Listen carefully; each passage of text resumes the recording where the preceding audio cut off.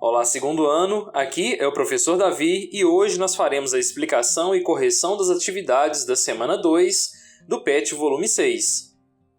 Antes de começar, gostaria de pedir a vocês que deixem um joinha para dar uma força para a gente. Se você quer ter acesso apenas à correção das atividades, basta clicar no card que vai aparecer aqui acima agora e lá você será direcionado a um vídeo com apenas a correção das atividades. Então vamos à explicação do conteúdo. Esta semana nós vamos trabalhar o tema doping. E o título coloca doping, um sonho perdido. E para começarmos aqui, a definição de doping é o uso de qualquer droga ou medicamento que possa aumentar o desempenho dos atletas durante uma competição. Então, é qualquer recurso, sendo droga ou medicamento que o atleta pode usar durante a preparação ou durante a fase competitiva para se sobressair aos demais, ou seja, ter uma vantagem competitiva. A Associação Internacional pioneira nas punições por uso de doping é a Associação Internacional de Federações de Atletismo. Aqui, pessoal, é por, talvez, acredito eu, que o atletismo é um conjunto de modalidades em que exige o esforço máximo do atleta, dentro das modalidades em questão, como, por exemplo, correr, saltar e arremessar, que são habilidades básicas e inatas dos indivíduos. Então aqui, uma pequena vantagem faz toda a diferença nas competições, ok? Na sequência, vem trazendo alguns assuntos relacionados a isso. O atleta treina incansavelmente buscando sempre atingir o seu melhor resultado, quebrar recordes. No entanto, alguns utilizam do doping para atingir tais objetivos, sem se preocupar com a ética ou com os riscos que tais procedimentos podem ter. Alcançar a glória no esporte depende muito da disciplina,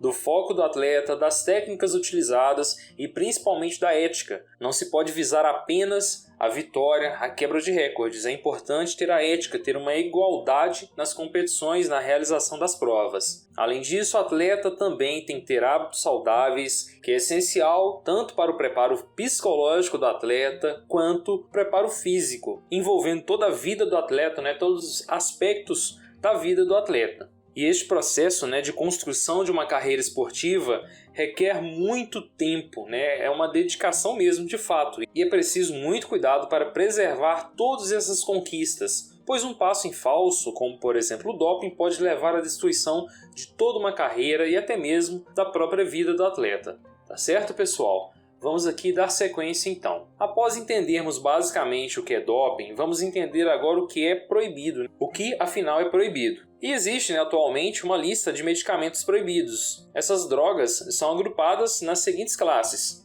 Elas são agrupadas em estimulantes que agem diretamente no sistema nervoso central, fazendo o mesmo efeito da adrenalina, e algumas substâncias são a pseudoefedrina, efedrina, anfetamina, cocaína e cafeína. Eles servem como estimulantes de fato, como o exemplo aqui da cafeína, que é presente em outras substâncias, outros compostos, como o café, por exemplo, possui quantidade de cafeína. Analgésicos narcóticos atuam no sistema nervoso central, diminuindo a sensação de dor. O atleta, pessoal, geralmente, como ele trabalha sempre no limite, a presença da dor pode ser algo constante. Alguns agentes anabólicos que agem no aumento do tamanho dos músculos. Aqui também é um conjunto de substâncias proibidas. Diuréticos, que atua aumentando a produção e excreção, causando perda de peso, ou seja, excreção de água por meio da urina. Eles são utilizados também para mascarar o doping. Quando você libera um maior volume de água na urina, esse maior volume de água geralmente mascaram a presença de substâncias, pois essas substâncias estão mais diluídas ali naquele volume excessivo de urina, ok? E aqui apresento algumas das substâncias diuréticas. Temos também os beta-bloqueadores, que agem diminuindo a pressão arterial e ajudando a manter estáveis as mãos dos atletas. Esse tipo de medicamento é utilizado nas competições de tiro. E aqui são citados alguns beta-bloqueadores. E por último aqui, os hormônios peptídeos e análogos. Aumentam o volume, a potência dos músculos. As substâncias são hormônios do crescimento, GH por exemplo, eritropoetina e a corticotropina. Beleza, pessoal? Na sequência, vem trazendo algumas informações também que pode ocorrer e existir o doping genético, mas aqui é um assunto para um outro momento. E depois aqui alguns dados, que desde 1968 foram utilizados pela primeira vez os testes antidoping nos Jogos Olímpicos. E em 1999 foi fundada a World Anti-Doping Agency, a WADA, para o combate da prática de doping pelos atletas. Essa agência mundial criou um código mundial de antidoping, que é utilizado pelas maiores federações internacionais e pelo Comitê Olímpico Internacional. Então é um conjunto de parâmetros para classificar o que é doping ou não, tá certo? E é isso aí, turma. Com isso nós concluímos aqui uma breve explicação mais rápida. E agora vamos às atividades da semana. A atividade 1 aqui, traz o enunciado e aqui uma charge que a gente tem que fazer uma análise para poder responder o que é solicitado na atividade. Vamos então uma possibilidade de resposta para a atividade 1. Atividade 1 então. Sabemos que o jogo limpo é de extrema importância no esporte e na vida. Estamos mergulhados em diversas situações que envolvem trapaças, seja na vida social ou pessoal. Analisando a charge, faça uma análise crítica sobre este assunto, expondo suas ideias em um parágrafo. Aqui é uma pergunta que exige uma resposta pessoal. E assim eu fiz. Mas antes, vamos analisar a charge. A charge tem um indivíduo aqui aparentemente forte, com um biotipo próximo daqueles indivíduos de academia, com musculatura forte nos braços e as pernas fininhas, e aqui várias agulhas, várias injeções fincadas no corpo, induzindo a ideia de que ele faz o uso de algum tipo de substância para melhorar o seu desempenho em algum aspecto. E aí ele usa uma desculpa devido a essa quantidade imensa de injeções colocadas no corpo. Ele fala, acupuntura, gente, só isso. E aí diversos repórteres aqui, com cara fechada, com cara estranha, ou meio que espantado com a resposta dada pelo indivíduo. Aparentemente este é o contexto da charge. E aí, pessoal, respondendo então o que foi pedido na questão, de forma bem pessoal, sobre uma análise crítica do contexto do doping e também da charge aqui, eu coloquei o seguinte: o doping é ilegal e antidesportivo. O atleta deve construir sua carreira e seus resultados,